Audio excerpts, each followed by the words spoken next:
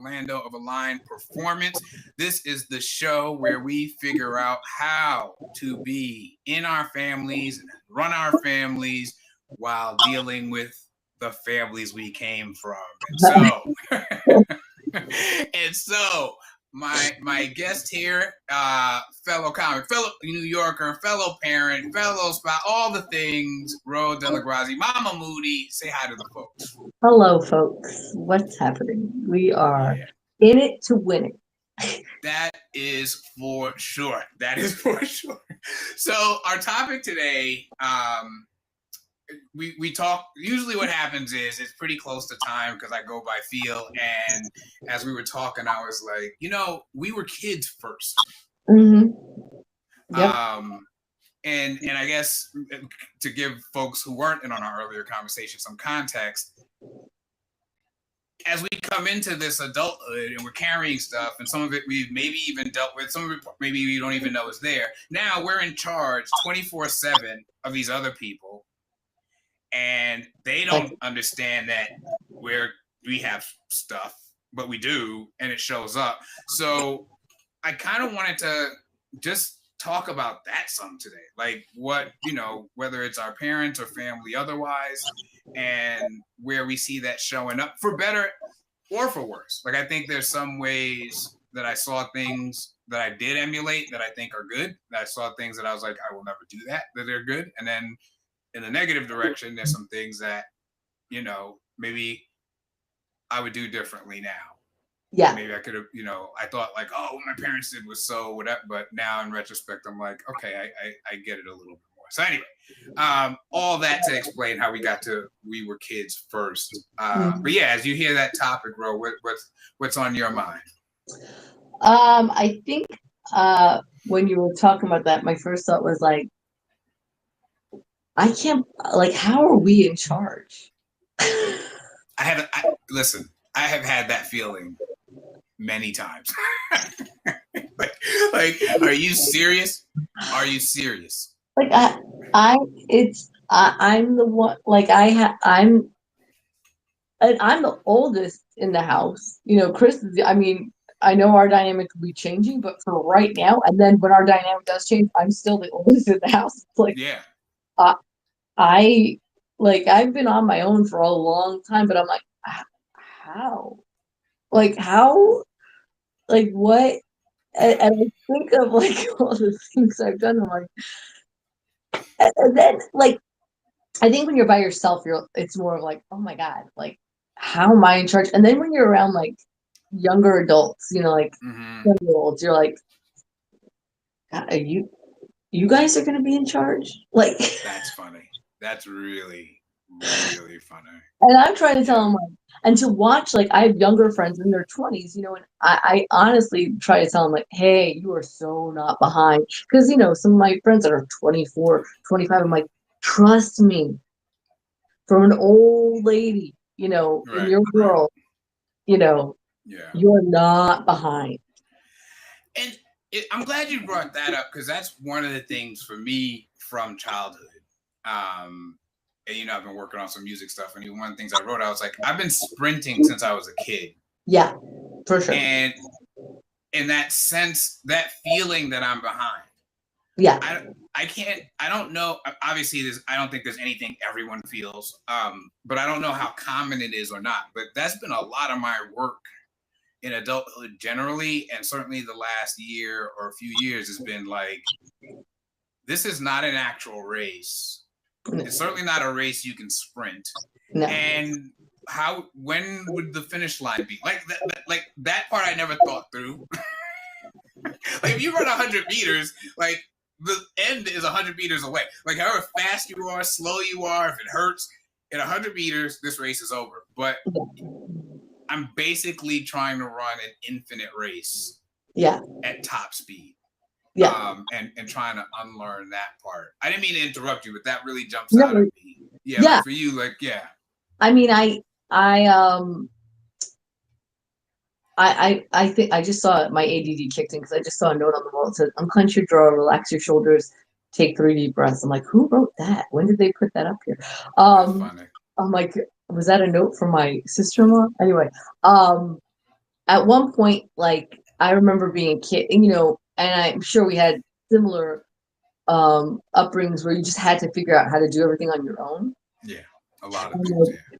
I mean, I've said to my mother-in-law, like, I don't mind teaching the kids skills like doing laundry, changing, but they could be kids right now because I had to do like my laundry since I was like 8. So I've been doing laundry Right. for 40 goddamn years. I don't need them to start doing laundry. Right. Like, Right. let them chill. Like, let them Right. be, you know.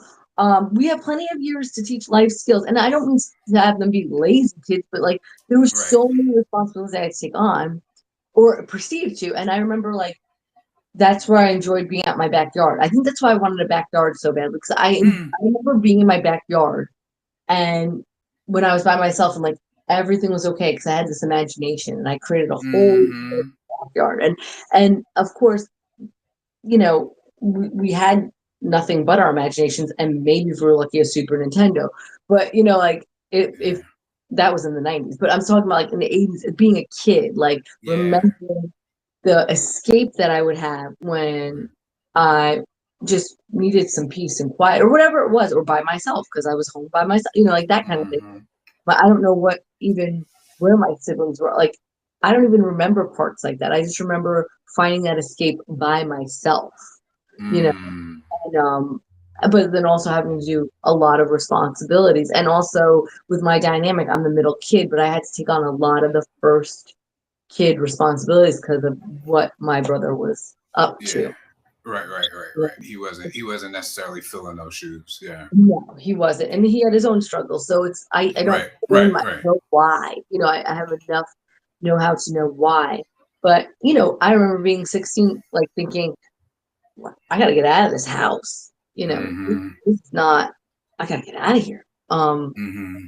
And how do I do that? And really coming up with like, it wasn't like thinking where am I going to go to college? And it wasn't even college. They weren't even talking about college, But Hmm. literally, that wasn't even a conversation we had. Right. That was Right. figure out yourself if you're going to go. And so there was really, and I don't want to say, look, I also don't want to say I honestly had a great time as a kid in a lot of ways too. Right. Right. Because Right. We're talking about this stuff. Right. yeah, Hmm. what was on? I mean, we were the neighborhood kids. It was like where we played in the street, where we were Right. riding, where we were jumping fences, where we were out all day. So there was a lot of fun like that. I mean, I really had that 80s, early 90s Hmm. kid experience where you were in the streets having Yeah. fun, just around, you Right. know, Right. and then you went home for dinner, and then that was that. So there Right. was that aspect to it. And I mean, I've been talking about it on stage too, like your whole deal was just don't get kidnapped because then you'll get in trouble. And it wasn't. Okay. Yes. Go. Please go because getting in trouble is such a. I'm 53 years old, still dealing with the fact that my big answer to everything, like it's like getting in trouble, dying. Oh my God. I would rather Seriously. I would rather die I than mean, get in trouble. please go. Yes. And honestly, and I heard that's like an ADD thing that you Yes. get in trouble, but I don't know if it's like just product of the 80s. Like I just cannot get in trouble. I cannot get in trouble. If I get in trouble, my ass beat.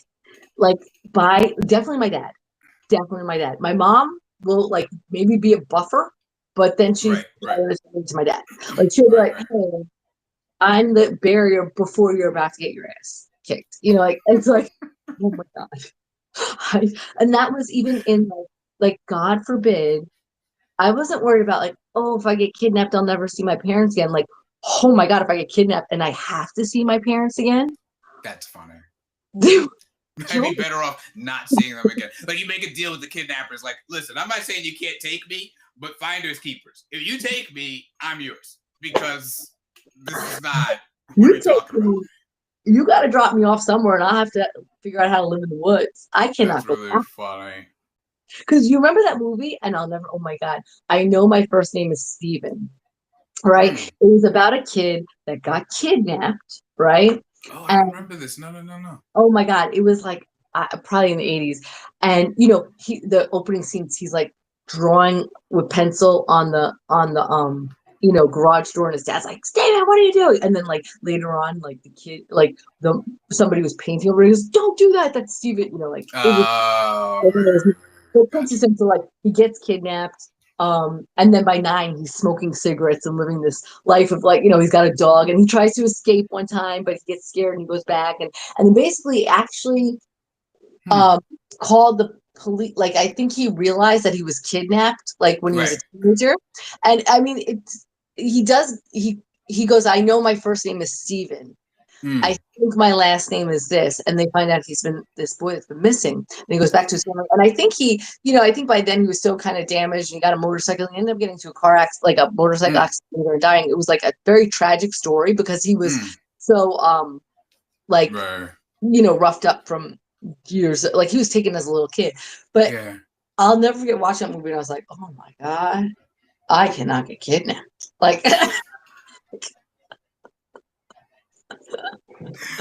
What in the world? But see, I wonder because we talk about. So I have a get in trouble story that I know you'll appreciate. I'll say it in a second. But first, people talk now. I actually saw a friend's post where she was saying like she literally had to go find like YouTube videos of like kids in the 80s playing in the street to show her kid because her kid was basically like, "What are you talking about?" Right? Like, which I think is hilarious.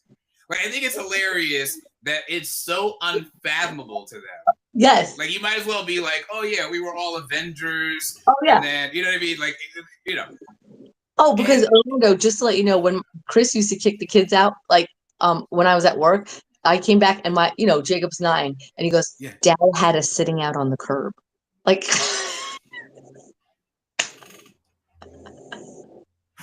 I love it. I'm like, meanwhile, at 10, certainly 11, but I'm pretty sure it was 10. I was on the New York City subway going from Brooklyn to Manhattan and back, right? Like it was crazy. It was when they say we were feral. I don't think for the younger generations who I think they can hear it. But it's almost like hearing from your grandparents, like that they had to do whatever it is they had to do. That you're like, wait, what? You know what I mean? Yeah. Like, oh, we used to call the operator and say the phone number. And you're like, what? What are you talking about? Like, I think that's what it sounds like when they're like, oh yeah, I just leave my house around 9:30, 10 a.m. and disappear for like 8 hours. Yeah, without any. And I know this has been said before. It's a running joke. Like that they had to have a commercial to remind your parents that we were outside. I know. But that's like. But it's true though. There was a commercial. Yeah, that was true. And I think about like, I was telling the kids, I go, Mama used to be a psychopath. Okay, I used to be a psychopath. And like, what? And I try to explain like I was out in those streets like we were out there either threatening people or just Girl Scout cookies. Now they're outside of Kroger, but I had a folded sheet. Just go sell them. Go knock on doors. Yeah. Go sell them. Oh, yeah. Whose door am I knocking on? I'll find out when they open the door. We'll see. No, I hear you. Yeah. I didn't do Girl Scout cookies, but yeah, I remember doing like candy sales for school. Yeah. Go to the doors. Like, oh, yeah. It's certainly in my building. Yeah. Whatever. Yeah. And now, yeah, I can't imagine sending my elementary school kid barely next door. Like maybe next door to the neighbor. I felt like I kind of maybe, and that's like. So yeah, no, it's totally different. We don't have that. That's not how life is now. We're not doing that. Do you think the fact that we had the one experience has, in some ways, led to the other? Right, like is part of it. Because some of it, for me at least, some of it is me going like, I can't believe I lived. Yeah. I cannot. It is crazy to me that I survived. like, this was insane. This was like a wild social experiment. And right. So do you think that has played into us being like, you can't do that, you'll get kidnapped. You can't go over here. You can't do that, you'll get hurt.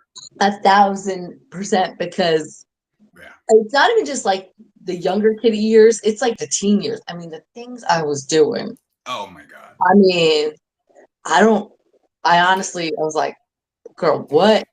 Right. Even as I was doing some of it, I was like, this is insane. Yeah. The thing I'm doing right now, like as I was doing it at 16, I was like, this is crazy.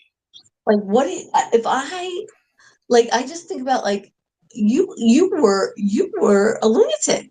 Like you Yeah. were really a lunatic. Like like these kids now, like well, I don't know. I will say like I don't want to say that the things weren't going on back in the 80s and 90s, Right. and Right. certainly everybody had different experiences in different Sure. neighborhoods and ethnicities and cultures and everything. So there were, but I don't know if it's fair to say that it was better. Like I think every generation has different ways that it was better, Sure. and and Hmm. not so much like I think about what we have now, and I'm like I could never go back to like I, I mean, I probably lasted only a little bit in the 1800s, in the 1700s, like Oh my God. because I don't even know how people throwing pee out of a building like that's I know.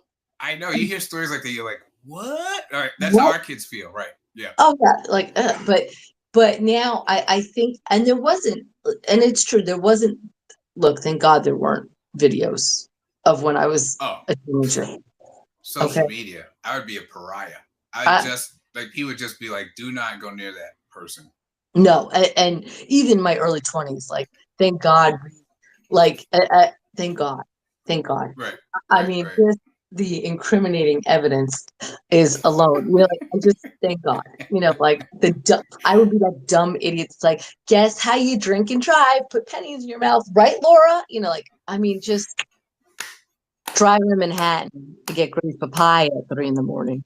Oh So, God. yeah, just dumb stuff. But when I say, in the same time, there's 8 ways we're able to connect that we never were able to do so Right. like and information that we can gather and ways we can save the earth and all like and maybe come together as a society. I don't know, it doesn't, but also like we're inundated with news. Like back in the day you could just turn off a TV, you could just Right.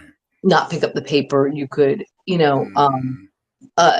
so you do have to dodge a lot of things now. Like you have to look for the good, or actually, kind of. I think it is what you focus on. Like Yeah. it's hard. Like, look, I was driving today, and I'm not going to tell you the gas prices here because you're in LA, so it's insulting. But when I saw 287, I was like, oh my god, that's war prices. What's happening? Right. Right. But like, but I think that there. And look, we could easily just shut the phone off. You know, like we don't Right. have to be inundated with it, Right. but there was a simplicity of that with kids when we were younger. Like we didn't have to worry about school shootings, but we were I know.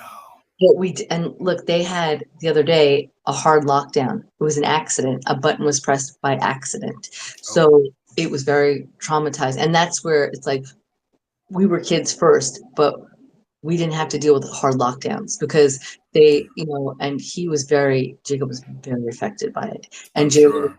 and he woke up at 3:30 this morning because he had a dream that we had a hard lockdown. I mean, and I'm talking like it was an actual hard lockdown because Yeah. the system that was triggered.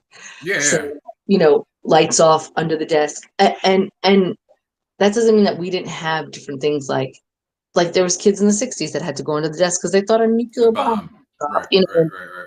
I Right. mean, that's not going to protect you, but I Right. I mean, know. like that kind of things. So to hear that, we didn't have to deal with that as a kid, you know, Yeah. and Yeah.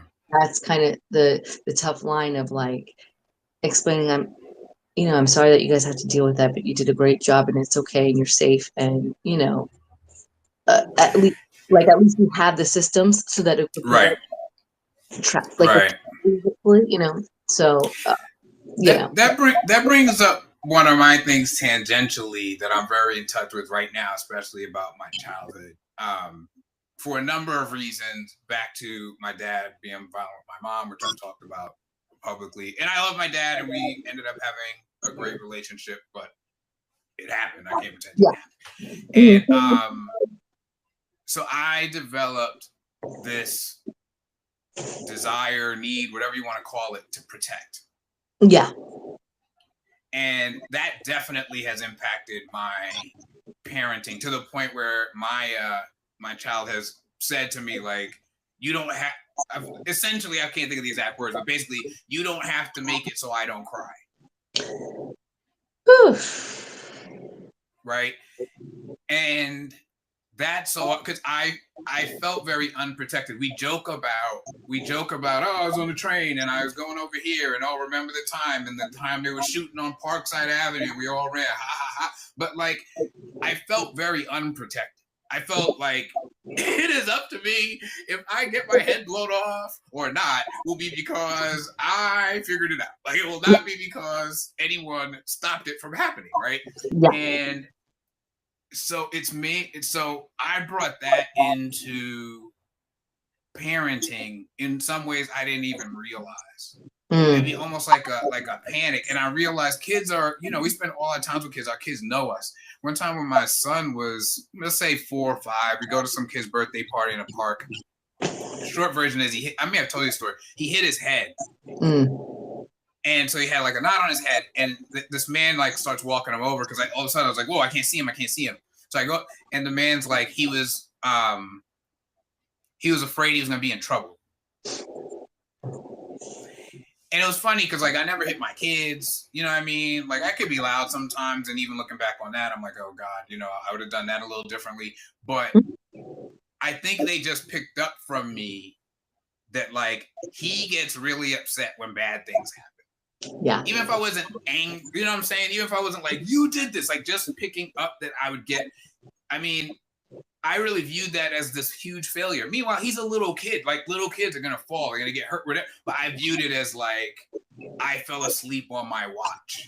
Yeah. And that's been the stuff that's been more complicated for me to like unravel, right? Like, oh, like so when I hear about maybe think of it with the lockdown thing. At one point, we got I forget how we were notified, or somebody put it on Facebook or whatever it was, but that the kid's school was, locked down, or there was something about, maybe there was something on campus. It was unclear, and I remember like this visceral response I had that I had to stop myself, but was to like go over there and do what? I don't know, wrestle a gunman. I don't know where I thought I was going, but like, I know. It was like, I have to go protect them. Yeah. And it's hard because you can't, right? Like, one of my children is across the country now following her dreams. My other kid is doing his thing and coming and going and walking and going and whatever. Like, I can't. Like, literally, it is physically impossible for me to follow you around and be your bodyguard. And frankly, you don't want me to follow you around and be your bodyguard. So, Anyway, it's not like I have a conclusion on that, but just that sense of like, I want to protect. I need to protect, and it's not really that possible. And I wonder if that plays into the kids not being out in the street playing, or the other stuff, right? Like just this sense of like, oof, I can't protect you. If I send you on the train, like I remember when Maya started taking the train, man. And of course, it's the LA subway, right? Like it's not. I mean, I don't mean to pretend like there aren't crazy things there, but like it's not New York in the '80s subway. No, where you can like not see out the window from the graffiti. Like, it was insane. The whole scene was nuts. But yeah, I spent a lot of energy, and have spent a lot of energy on like, I gotta protect. Everything's so dangerous now. I gotta protect. And it's I don't know. I hope they felt, at least to some degree, he's trying to protect us, and not just like, this dude's nuts and he's like always freaking out. He's just constantly freaking out. I don't really know, because I don't, how you've gone through a lot of the different phases of parenting already. Not that you're done, but like that feeling of like, oh, you're gonna go out into the they still like a bath, like each of them, and Jacob's like an 80-year-old man. He's just like, can you come sit and chat? I'm like, oh, okay. Like, I think that's so funny. Like he just is. They're very still like, we sing songs at night. We still read books. It's very still much like we are in the little kid part of it. they still appreciate that. Like they still want to come in my bed and sleep in my bed or have sleep. Yeah. Like, so there is still that. And I know that that's not forever. Like part of No. Chris and I with um what we disagree on, he thinks I, baby the kids a little, which, look, I am still trying to heal this trauma of my child. Right. Right. All that stuff comes into it, right? Yeah. And I'm sure he's got his own, right? Like, Yeah. yeah. So Yeah. this is how, and if I'm gonna lay down with Jayla and while she goes to sleep just because she loves being around me, I'm just like I said, it's I don't ever want to with like certain like they are grown.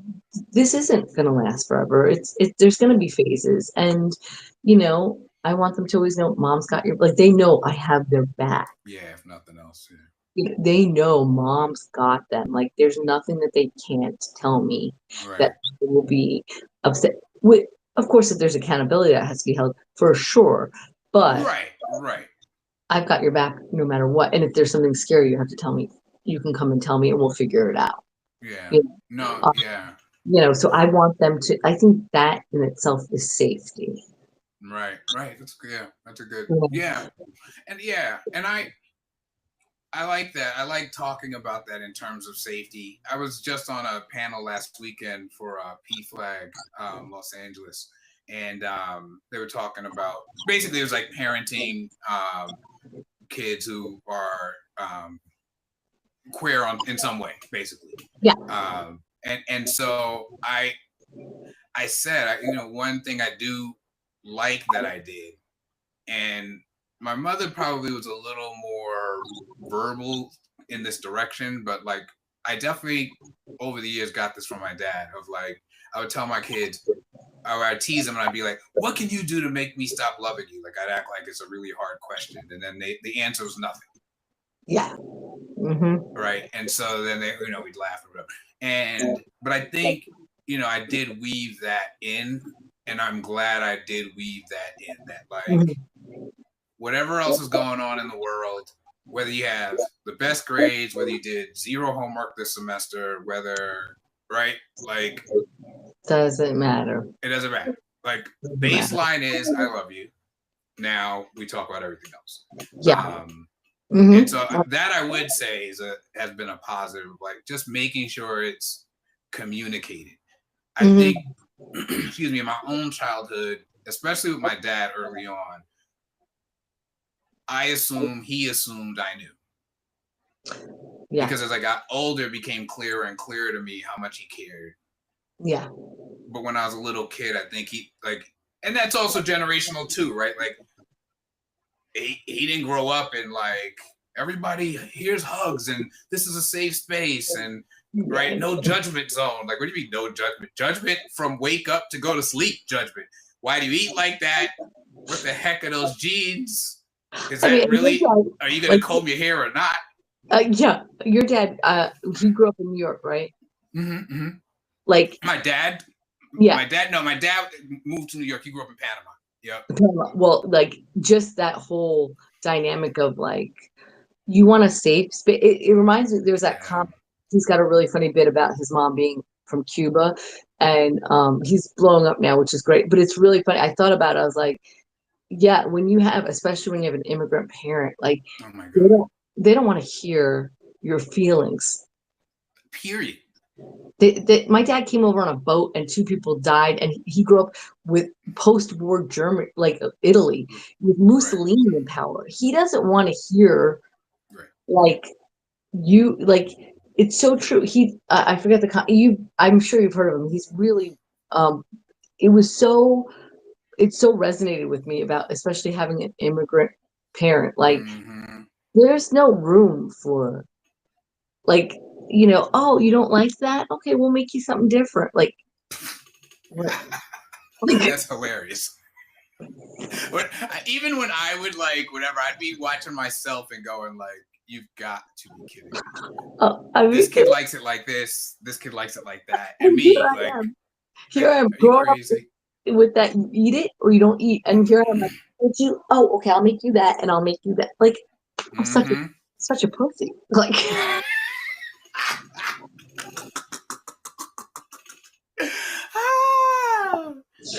ah, no, and it's funny. I love that because I just don't know where the balance point is. don't I ask wish me. I did. I wish I could say to you, all right, I've thought this thing through, and here, right, do this, but don't do this. Don't ask me. I I don't know. I don't. I don't. And then I think on the other side of it, sometimes I was too harsh, trying to make sure, I gotta toughen these kids up. Oh I yeah. gotta get them ready for the world. So I'm around here like running up their therapist bill of the future. Oh my God, that's what Chris is doing. He's like, gotta toughen me up. And Jacob's like, excuse me, like,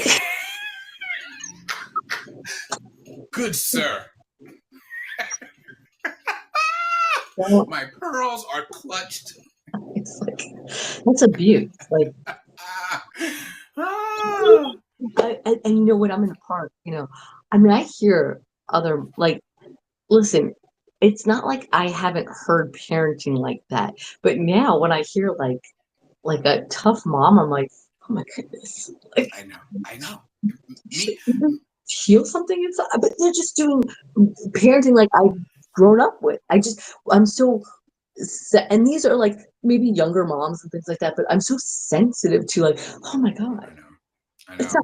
that's not going to work. But it took me a while. On the other side, it took me a while, like because hitting was on the table when I was a kid. yeah, In some ways, I was like, "Hey, all I do is yell." yeah, And it's yeah, like, yeah, dude. yeah. Now I look back, I'm like, no, that didn't fit. That's not like, oh, everything is cool, No, dude. I What are know. you doing?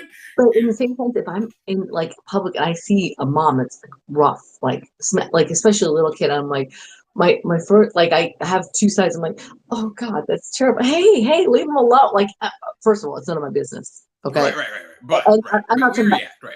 like serious physical, like some kid's gonna die. I'm talking about like like I don't, none of that I've never done because Mm-hmm. I know that fear. And part of me doesn't want to be higher up. Like that's just not gonna work. Like that's not my place to judge. Sure.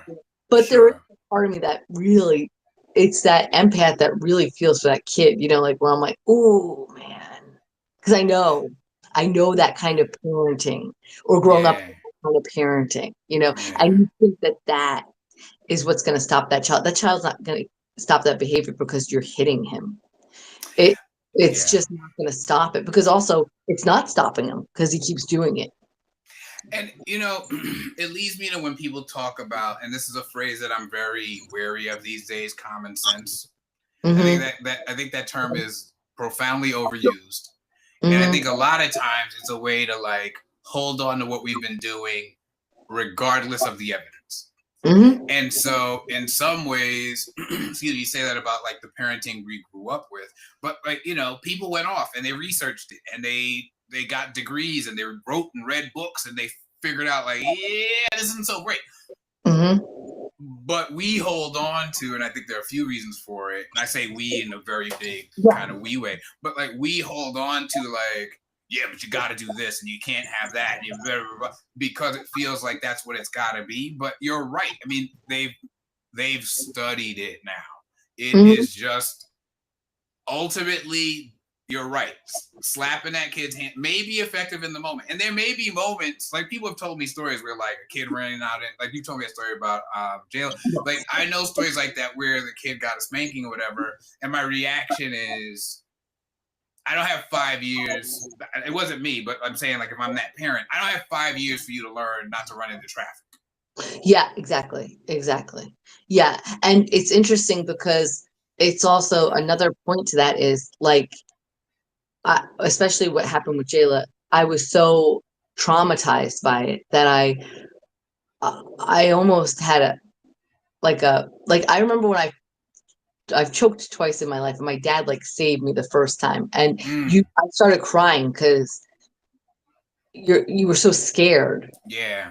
So my reaction was to cry. Like with her, I wanted to cry because Mm-hmm. the fact that she ran out into, and LA, Yeah, like yeah. God, People drive. God was watching her because there's Yeah, no way that she, when yeah, I say darted the fuck, I'm sorry, but out into yeah, traffic, like, I yeah, mean, I wanted to quit parenting that day because I was like, I can't handle this, yeah. you know. And yeah.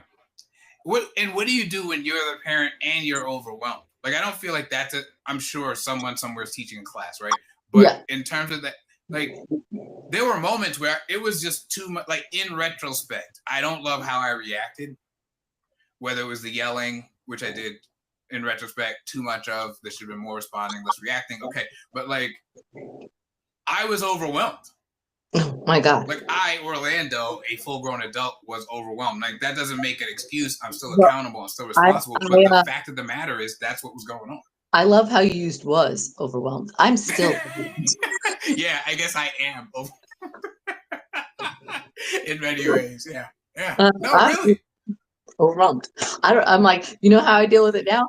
I need a cup of coffee. Now I might drink too much coffee, but it's like, I feel like just have a cup of coffee. Let's put it into reason. Like we're going to calm down. Now I know coffee and calming down doesn't sound like it goes hand in hand, but there's just something about taking that It warm can. cup of coffee. I'm like, okay.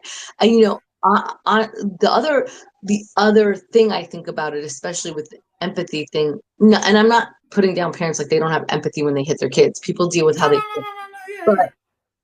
I also know that some kids are on the spectrum and have not been diagnosed, and they're Right, just acting because they cannot self-regulate themselves because they're right, children and they have no idea. So right, that thing that kid is doing, you see it as bad behavior, and it might just be they don't know they're stimming, and you have no idea.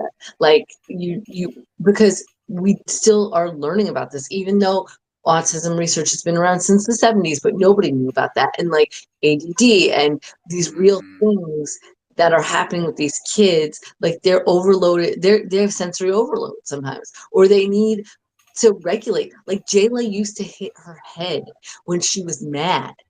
And she also used to hit her body when she was excited because she reacted to like this. It was a touch. mm, She was a type of child that I didn't know yet, but I saw it when Jacob was in this early learners program. Some of the OTs would take a kid and just squeeze their arms, just hold them down, compress them, mm, squeeze their arms like this. Not hard, just squeeze their mm-hmm. leg. It was to regulate them. Jayla, Yeah. child, she would calm Mm, down and squeeze. But that's why she liked to be swaddled. That's why she liked mm, compression. Jacob did not like that. And it's kind of, there's different things now that they like that's kind of switched, but she was definitely that child that, and I mm, remember one other girl was in their program, and because there weren't a lot of girls when we first started with Jacob, and the girl was rough, and I say rough like she could take the boys out. She just hit up against them, just boom, taking them all. Like, damn, this girl's a linebacker, she just stop. And then right, right. like fast forward to Jayla, she was the bulldozer. She would take. Mm, In fact, I remember there was a little boy that would like be really like rough with her, and he was a little boy. And I said, Jayla, you take that boy out. And do you know that she took him out? She slammed him. I was like, that's what you do, girl. That's what you do. Whatever, get him, and she would respond like to movement, to mhm, she wasn't scared of mm, music or pets, or like it was, she had different things that would regulate her, so I yeah, knew what to look for. But these parents might not have had, or either they don't know it, or some people avoid it. Some people don't want a child on the spectrum, but you got one, and you don't, right, right. and you wouldn't even realize how your world changes. This girl now, I mean, her vocabulary, because I remember in LA, I Mm, was with another mom, and her daughter was older than Jayla. And I go, oh, do you think, because she said to me, oh, Jayla's going to get out of this program. It was a very specific, very PCS, it was preschool comprehensive, and mm, it was for nonverbal and pre-verbal. right, right. And I mean, the first week she was there, the teacher was like, she doesn't, I'd love to keep her. She's got to get around verbal kids. Oh She wow. doesn't have the receptive issue. She's got the expressive issue. And when another Mm, oh, she's getting out already. I go, oh, yeah. What do you think the timeline is for your, she goes, oh, she's not getting out. She's lazy. Ooh. And I was like, ooh, well, it's not like, Oof. that's not like, Yeah. that's not That's it. tough. That's That's tough. tough. Like, Yeah. lazy is like, what are you doing for her? Yeah. And I've had my mom say that about my brother. Oh, he was lazy. He was 7. Like, what? Yeah. What do we like? What do you mean lazy? Like, I, Yeah. I hear that and I'm like, like I think about my brother, like his potential, and my mom. Oh, he didn't want to do the work. Okay, it's not like we have to, but we can encourage. We could do it differently. We can. Sometimes kids need different things, and we're not like we have to recognize as parents. I feel like we have to recognize that. I think that is another outgrowth of we were kids first. Yep. Because looking back, there was one kid in particular. I'll go ahead and say because I've told stories about fights I won. He definitely gave me one of my worst losses. So I'm not going to sit here and lie to anybody. Kicked my tail. Yep. I was like, oh, well, all right. I'm still going to stand up to you, but I think Oh, we yeah. both know how each one of these fights is going to end. Yeah. And jeez, that's a mighty nice right hand you got there. And so, but I look back, and I know he ended up going to reform school, whatever they call it now, and I'm sure I shouldn't say it quite this way, but given the trajectory, I'll put it this way: given the trajectory, I didn't keep up with him, and I don't know, but if he ended up at Rikers Island, I don't think anybody was shocked. Let me say it that way. I don't mean, you know what I mean? Like, I'm not trying to be ugly. I'm just, Yeah. there are trajectories. Yeah. And I look back, he was really smart. He was real, like that. I remember clocking about him immediately. He was smart. And I wonder, looking back, was he on, one spectrum or the other, or was he neurodivergent, whatever way? And then who knows what else he had going on in his life, because we don't necessarily always account for that. And so, yeah, he was kicking everybody's tail around the school, but he was no dummy. Like, he was far, like, even as a kid, I could process this kid is not dumb. Yeah. And you also don't know what his home life was like. So clearly it was not peaceful if he's going around beating up everybody. Right. Yeah. And I wonder in some ways if that makes us more, because we saw so much of it, maybe get not treated, or you just get put in the, you get put in the special ed class because, teachers are tired of dealing with you, that we've been more open to saying like, hey, let's look into this stuff. Because some of what you're describing, it's funny when you said the thing about Jayla. It's so like I never thought about it this way, but my mom used to hold me. My mother was a psychiatric nurse. I don't think she was like, "Hey, this kid's got ADHD," but I think like somehow she knew. And I can think of one time I was really upset. Like, I was in a huge argument. Like, as much as I curse and talk crazy, I didn't really curse in front of my mother when she was alive. Like, just she was my mom. But this time I was like going off about this fight. And I remember like saying whatever I said and then go, I'm sorry, Ma, I'm sorry, right? And then she just like hugged me. And she just was holding me. I'm like 20 something years old. She's holding me and she just goes, I love you so much. I love you. She just kept saying, I love you so much. I love you so much. I love you so much. And it did calm me down. Yeah. And I wonder, right? Like, as I look back, until you told your story, I didn't ever think of that specifically that way. But it is important to figure out their kids, right? Like, how do we give them whatever it is they need to have their best chance? People are going to make choices, but to have their best chance to succeed. And there definitely was a sense I got as a kid that, like, mostly be normal. Yeah. Maybe not so much specifically for my mom, but like, just like, be normal, dude. You know what I mean? Whereas like now neurodivergent is like, I would almost think like sometimes I feel like it's the opposite of a bad thing. It almost feels like people who don't have these issues are trying to figure out how to like get themselves right. But like when we were kids or whatever, I got the feeling like the thing above all else you wanted to be was normal. Yeah.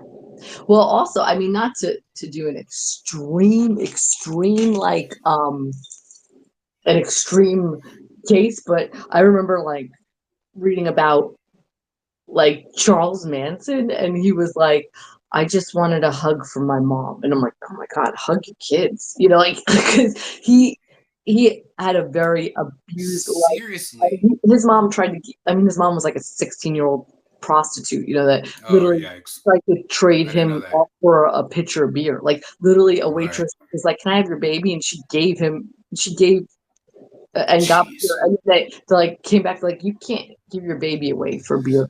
And then literally, like he said, the only memory I have that was happy was he was 7 or 8, and he goes, my mom hugged me once, and I was like, and then he became like the leader of a serial killer cult. Yeah, Yeah, Charles Manson. Right. like just hug your kids, you know, like But like yeah, sometimes it's as simple as like if you really look at these like people that were turned out to be like what you said, Rikers Island, or just mhm. killers, evil people. Like they really, you can probably go back to the home and see how it was, and then you can go back to that parent's house, and that like That's it's so yes. generational. People don't even realize how generations are affected. It's like sliding doors. One thing, I mean, Hmm. history is like that. I mean, really, history is like Well, I mean, look at our current president. I've said it to you, that. and I've said it 100 times. I'm like, if that Just, man's father had given him a hug, we wouldn't be in Iran right now. You know oh what I my mean? Like seriously, like it's a god, straight line. And yeah. and I do think I love that you framed it that way around the generational piece, because that's been a big piece for me. Is like I want to break this and I want to break that cycle. But I think we also have to recognize we're in it. And I think for me at least, it took me a while to get that. Like, yes, you want to decide, like, I want to change things, but also that the change itself takes a certain amount of work and takes a certain amount of time and isn't going to be perfect, right? Yeah. So the truth of the matter is, did I yell more often than I should have? Yeah. Like looking back, like I don't, I wouldn't give myself an A+ in that category at all. But at the same time, like I was like, it was an improvement. It was an improvement on what I experienced.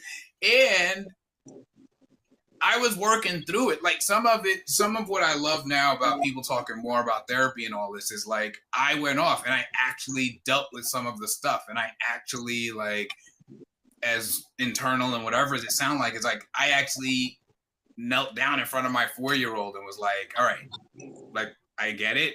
But when you freak out, these guys freak out. And when these guys freak out, me, 53-year-old, shows up in the world like a lunatic, which is mostly what I gotta stop. So Yeah. can we work with, but I don't when my dad's 4-year-old, whatever that was for him, freaked out, I don't think he had the tools or the language to deal with that, right? No. So it just came out however it came out, and that's where the generational stuff comes from. Yeah. Because I mean, Yeah. like I said, it.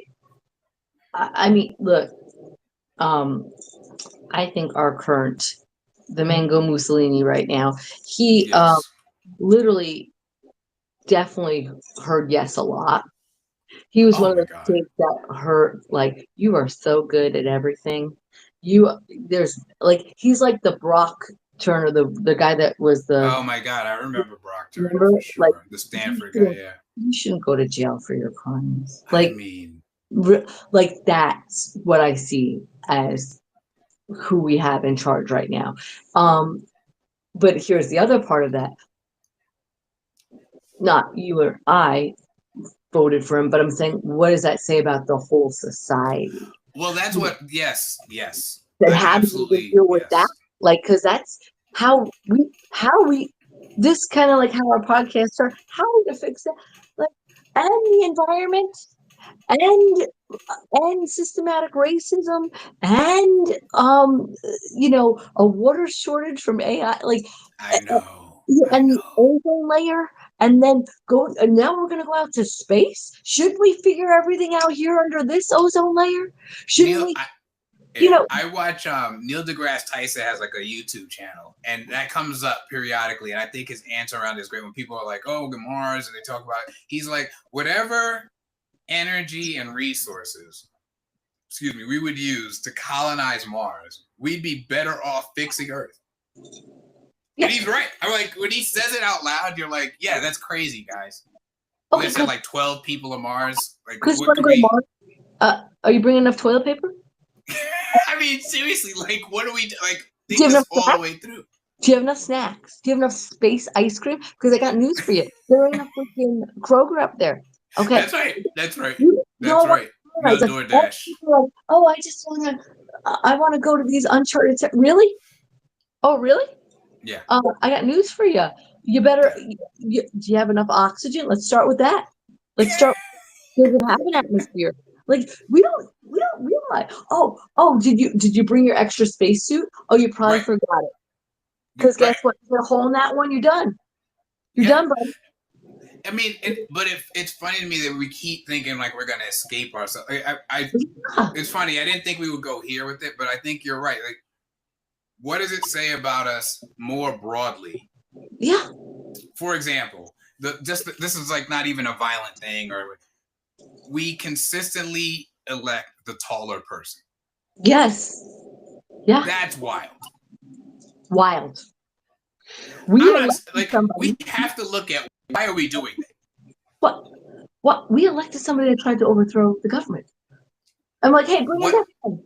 Bring him back again. So, but what, you know what I mean? Like, what is it? Because it's satisfying something. Again, I don't mean, and I don't want to get into who's evil and whatever. I'm not even talking about that stuff. I'm saying like what we're talking about, which is like, what is it? How do we picture fatherhood? How does that then impact how we picture leadership? How does that then what's okay and not okay? It's exactly why you keep going back to that same person that's no good for you. You're still getting something out of it. It's why we stay in relationships or friendships or jobs. There's something you're still getting out of it. There's something you're still getting out of it. But we don't want to admit that, but there's something we're still getting out of it. Oh no, I'm done with it. No, you're not, because you keep you're staying there. I think sometimes. Yes, I think sometimes the familiarity, right? The whole thing about, the devil, But I think beyond that too, there's, how do I phrase this? I think we, especially that dynamic I'm talking about, picking the taller person, some of the brands of leaders, like we just go for mean dad. You know what I mean? A lot of times. And I think mean dad is comforting. Yeah. Right? In a weird way, because this is it. You're going to do this. You're going to wear this. You're going to eat this. You're going to think this. Right? Yeah. And the world is just full of so many variables. Mm-hmm. And I think it's hard to wrap our minds around it. That's maybe, and then maybe looking back, like that's one of the things that we're talking about when we go breaking cycles. When you say you're going to break a cycle, you're also saying like, I'm going to have to learn a whole new thing because I didn't grow up in the system. If I'm saying break the cycle, I'm saying I'm going to build a new system. Well, obviously, if I'm breaking the cycle, I didn't grow up in that system. And I think for a lot of people, like, and I don't mean this in an insulting way. I just mean like fundamentally, I think that's super scary. Yeah. What do you mean? Accountable. Because you have to have accountability. And the other thing about it too, Orlando, is kind of like with the Mars thing, like people going there, or even in some sense voting for him, they're seeking happiness outside of themselves. Like if I go here, like what he was able to do was convince people that I'm a better life, like whatever that they want to believe. Obviously, you and I both know, you know what I'm talking about in general. Like, they're going to create a better life for me. Even though you can create your better life.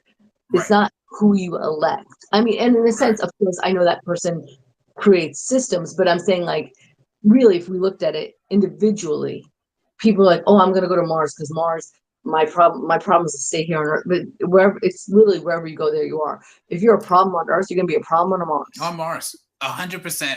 Okay. And I think, this stuff can sound very new agey, but this I do believe to be true. You have love and fear. And I've heard people talk about this before. It's not like I made it up, blah, blah, blah. But the fear, again, I think there's a simplicity on the fear side, right? Mm-hmm. If I'm teaching my kid, whatever, to be respectful or to do their homework, whatever it is, if I say, if you don't do it, I'm going to beat you. It's all very simple. It's all very clear. Mm-hmm. Right? If like what you're talking about, I'm figuring out, and what do you need, and do you have a hard time with transitions? I remember getting so frustrated with my son because he would, like, I'd leave him at the dining room table and he'd be sitting next to his backpack. I'd be like, okay, do your homework. And I'd go do whatever I was going to do and come back and he'd be sitting there next to his backpack. And I'd be like, oh my God. Right. And then some of those times I did okay. And then other times I'd be like, will you get to work? You know what I mean? And like looking back, I'm like, oh, that wasn't helpful. But it's simple, right? Like, I need you to do your homework because I got to make sure you do your homework. And then I got other stuff to do. And so I'm not in here doing like an academic assessment right now. I just want you to do your damn homework. Yeah. And I think the other way is hard. It's really like, it's not having an answer. It's maybe, God forbid, sometimes the homework doesn't get done. I know that's like to Orlando, that was like unfathomable. Oh, I have a friend who I grew up with. She tells the funniest story that her husband had to give her like the tap on the arm, like, okay, like this is, we've gone past the line. But her son, apparently her son was like, whatever, not getting some work done or whatever was going on. So she's sitting at the table with her son, and she said out loud, she heard herself say it, "We will die at this table."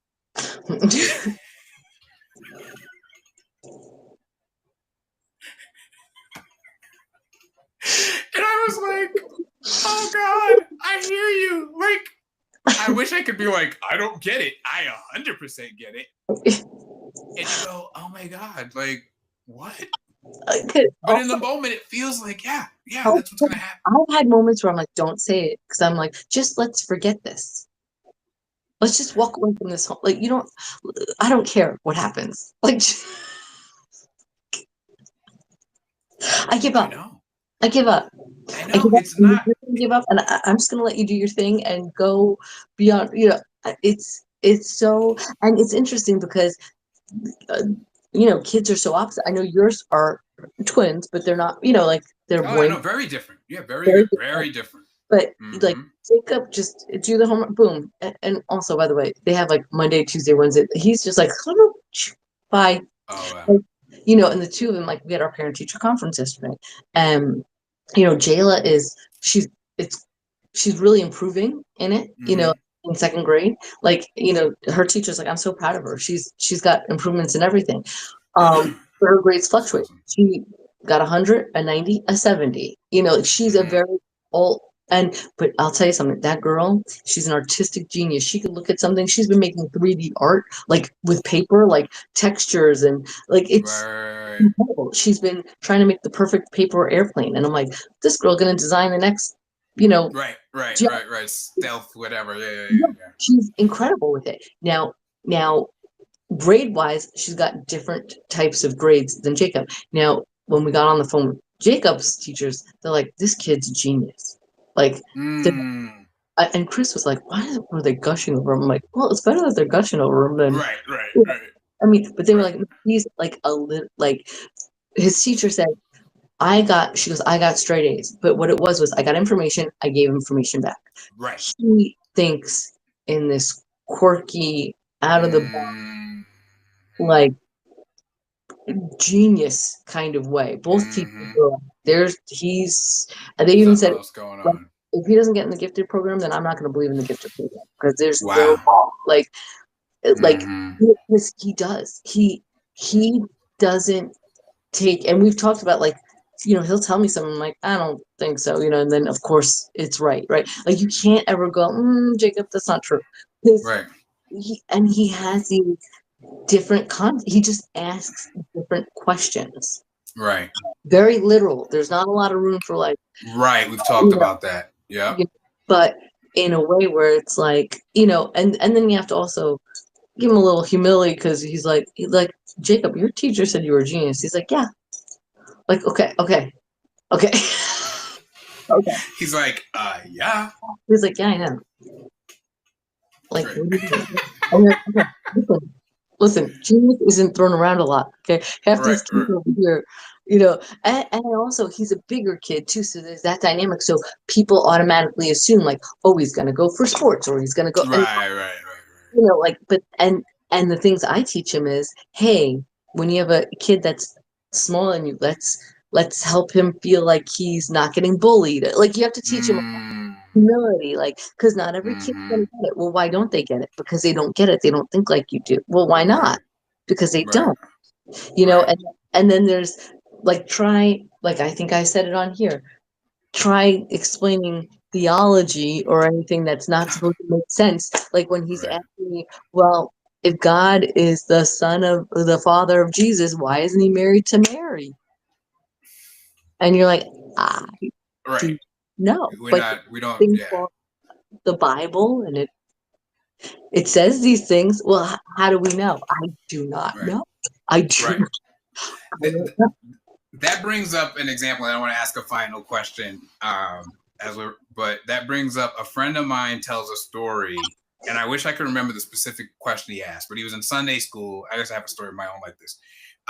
But he was in Sunday school, and he asked something about him, like something they said similar to what you're pointing out. Whatever they said, he was like, wait a minute. So he asked this question, and he really asked a question.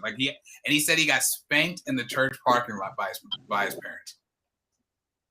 And that's what I mean, where it's like it's simpler if it's like, hey, you come to church, you shut up, people tell you that's how it is. And they said the bush burned and talked, the bush burned and talked, and that's it. And so my story like that, and I want to ask my question, but my story like that is my last thing to is I'm like a teenager. So we had been our Sunday school, our group had been with our pastor, who I was very close with and whatever. So he did like Yale Divinity or whatever. He was the first person who ever pointed out discrepancies in the Bible to me. So like I didn't go to that kind of church. Like in terms of his leadership, he encouraged you to be like, hey, did you read that? That doesn't quite make sense. What are we gonna do about that? So anyway, we got moved to this other woman who I'm very close to or became very close to and over the years or whatever. But she goes, what do you think Joseph said when Mary told him? And I flat, like quick as can be, I go, wasn't me. That didn't go so great for me. I was being funny, but I was not being disrespectful. Like, and that was what I said later. I was like, okay, time out. I did crack a joke. I'm not saying I didn't crack a joke, but I wasn't trying to disrespect this woman. I really think that would be, if I'm Joseph, I'm like, what are you talking about?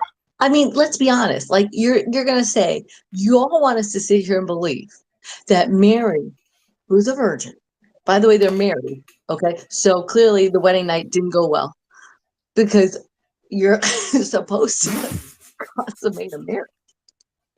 What are we doing? I'm like, what are we doing? You know what I mean? But like, how long have they been married, by the way? How long were they married before, like, hey, what are you gonna, like, are we gonna do this? yeah, And what's happening here? What's this? then you're gonna come to me and go, hey. And we kind of skate past that because even just now when you said they married, I go, yeah, I guess they had to have been married based off like the way the structure is. But like I've never thought of it that in that moment, right? What?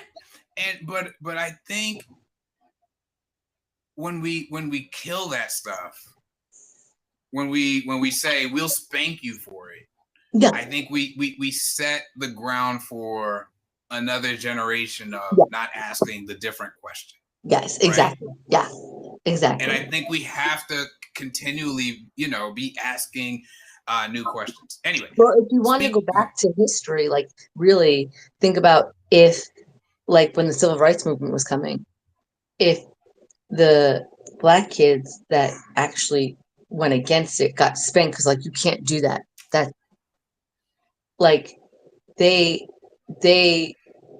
faced such, because they had to face their own like deadly consequences for even no, truly. And the more and more that we actually look at what history has done, and I mean, I am a white person, but we have not had a great history at all. Like right.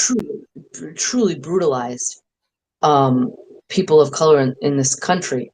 But if they were told don't, and they were told don't do that, they were told you don't do this, you don't do that, you have to act this way. And if those like select people that chose to, no, I'm not gonna. Right.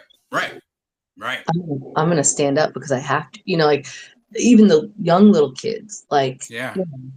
And it's honestly like I just read one about like a little like they were bombing this black neighborhood and like I guess a little white girl came out and she helped one of the. I saw that. It must have been on social media recently because I just saw. Yeah. But she could have. I mean, she could have been killed by the Klan. For sure. I mean, that to me is like, those are the things we have to remember, that asking those questions are like, they're needed, they're necessary. It's a necessity of it. And I now that we actually were talking about it, like nobody's talking about Joseph and how calm this man must have been, because literally he had to not only have a wife that was a virgin, not giving up for him, got pregnant by some entity, and then had to deliver a baby. It wasn't like they had a doula. Okay, he did a and had to, like. I never thought of that. He's like, and now I got to deal with this. Now I got to deal with this. Right. I'm in a manger. Okay? Yeah. What are we talking about? It's probably cold. Like, and now I gotta hold this baby. Listen, when you held your kid. Oh, this is my child. This is not my child. Not my child, actually. Yeah. No, not at all my child. Now I gotta. But I'm the dad. That's the whole point of the story. The whole point of the story is not your child. And now he's got to raise him. Yeah. And work for him. And it's even my kid. I had early on, and then I ended up dropping it because I wasn't ready to tell that joke. I was just starting out, but I had a whole bit about Joseph as a stepdad, and just like I was like, I can't even take it anymore. Anytime I tell him anything, he's like, "Oh, you're not my real dad." Da, da, da. It was a whole bit, like but like I wasn't a good enough comic yet. You know what I mean? Like you have something, you're like, I know this is funny, but I don't have the skills yet to like do this thing. But yeah, I had a whole thing like, you're not my real dad, and like, oh, he's driving me nuts. You know what I mean? He's constantly. I'm halfway through my coffee. He turns it into vinegar. He thinks it's so funny. I mean, we don't hear a lot of stories about Joseph. You know what I mean? Like maybe there are some stories out there, but right. But yeah, he doesn't get a lot of love on that. So I'm gonna leave with this. I mean, obviously this is an ongoing. This is at the spine of the show, so it's not like the last time we were gonna talk about this stuff. But we were kids first. I guess if there's one thing that when I was a consultant, they would talk about stop, start, and continue. Right. Mm-hmm. So they say, like what behavior are we gonna, as a team, stop, start, continue? And so I guess when you look at your own upbringing, and I'll answer it too. When you look at your own upbringing, what do you or have you said? I'm gonna stop. I'm gonna start. I'm gonna continue. I would say I probably. Oh, like, are we talking about beliefs or habits or? Yeah, I'll cast a wide net, just so like, yeah, for you, like wherever it lands. I definitely would think I'm going to stop the belief that I can't make what I love doing a viable career. And I'm going to start giving myself flowers for what I do. Mm-hmm. Continue to do that, because I remember very early on, even at like 18, like, oh, my dad thinks I should do that, and that's not anything. That's how he grew up in that, and sure. Had a job, work for a pension, and you retire. So that's what he believes, because I don't blame him for that. Right. Because that's how a lot of the boomers grew up. It was that. But I've held on to that belief for over 30 years. So, and that's no longer something I could put on him or my mom, because then that's just me. Yeah. That's now me. That's not him. Yeah. That's right. And so that's and start believing like, oh, actually there is something valuable in what you do and what you've done, and continue to do that. But do it. But actually do it. Like, right. like, oh, like we've talked about, like let go of the perfectionism. Just do it. So Mhm. just do it and Yeah, keep doing it and be consistent and show up for yourself. That kind and of do thing. that. Yeah. Yeah. No, I love that. I love that. Um, yeah, it's really interesting. And I just quickly, I'll answer it. Yeah. The career thing is so interesting because looking back, I'm like, you were never going to fit in that round hole. Mm-mm. You have tried so many ways We to fit, talked and it's about like it. You and I you continue the would conversation. never. So you want me to show up here 5 days a week at the same time to do the same thing until I'm too old to do it anymore, at which point I could go home. Like what? Like that was No. never gonna happen. And I wish I it was never going to happen. And I wish I would have been able to sooner. I think I knew it, but like I kept being like, "Oh, but you have to." Like everybody does this. You have to. And I wish sooner I'd been like, "Yeah, no, I'm not doing any. I'm not doing any of what's being described here. It doesn't work for me." So no, that's huge. So I'll say for me, stop. I would say I don't know if you can absolutely stop it, but stop reacting Mm. and start responding. I Mm. think it would be okay. There were times that I did come down on my kids one way or another. That was, big or loud or vocal, or I was obviously upset, and it was appropriate to be upset, right? Mm-hmm. It was appropriate to express that I was upset. But it was the reacting. Even if I was right about the issue, it was the reacting. I wish I understood better the Yeah. power of like some distance between feeling the thing and saying this thing. Yeah.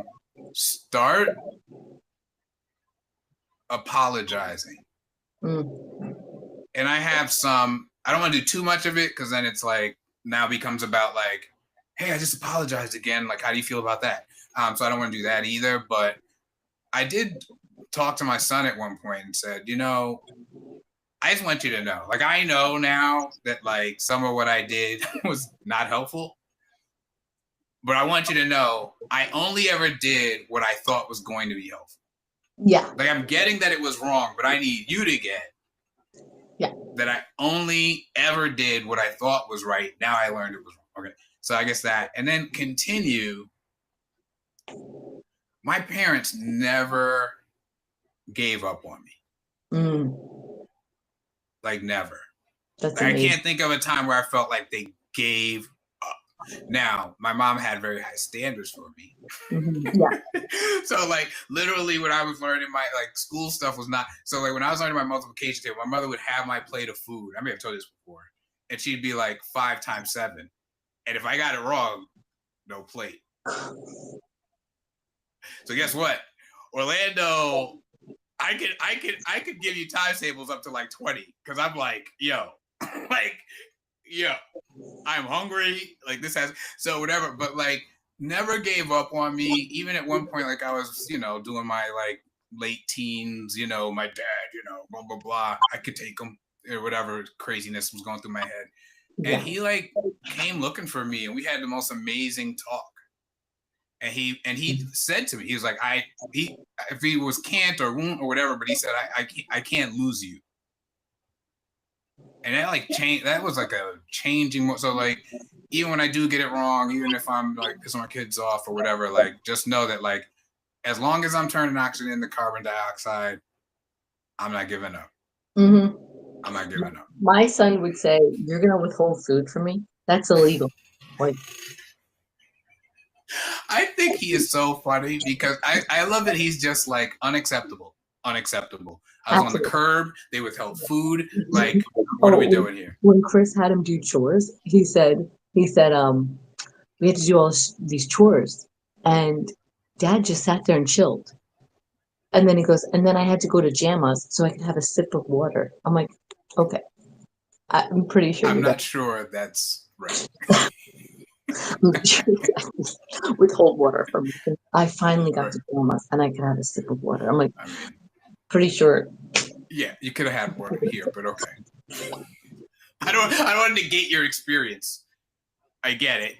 I learned about negating experiences, but I'm pretty confident you could have had some water. Oh man. All right, well, we're gonna wrap it up for today. We went a little longer than I expected, but it was a good conversation. Let folks know where to find you, or where you want them where you want them looking these days. I am on TikTok, IG. I'm gonna be in LA in May, early May. Right. Yes. We have a plan for that. And yeah, and just all over the social media, just doing my thing, being silly. Love it. And that's about it. Excellent. Excellent. Well, check out Align Originals. I forget, like this video, like, subscribe, share, tell a friend, all the things. Come through. We're trying to have these conversations. We're trying to, be our best selves and live our best lives. And also, which I forget to promote sometimes, Substack.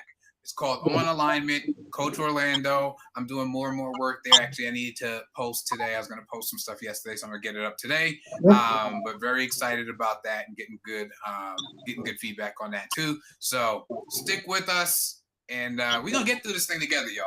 We're going to get through this thing together. We are. All right, bro. Until next time. Bye.